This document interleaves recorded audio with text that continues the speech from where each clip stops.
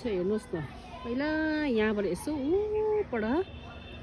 स्कन टेम्पलको यस्तो माथि भयो क्या टाउको देख्थेँ होइन अब छैन कहीँ छैन पहिला देख्थ्यो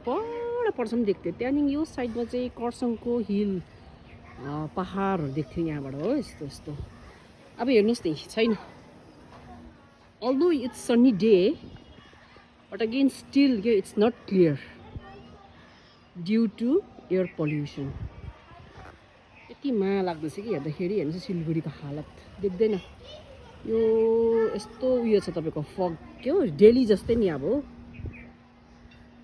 छैन पहिला देख्थ्यो परनिर देख्थ्यो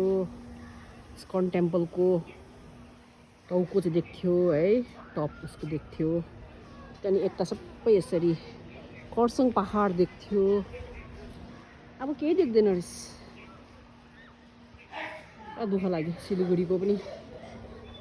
हालत देखेर पोल्युसन ओभर बेसी बढिसकेको छ सिलगढीमा so sad to see this so sad to know this हरियो पऱ्यो भन्ने छैन पहिला हाम्रो यो ठाउँमा पुरै ग्रिन प्लान्टेसन पुरै ग्रिनेरी ल्यान्ड थियो त्यसमा पनि फ्याक्ट्रीवालाले अकुपाइड गर्यो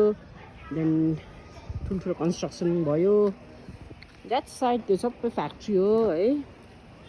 सो यस्तो भइसकेको छ अब दुःख लाग्दो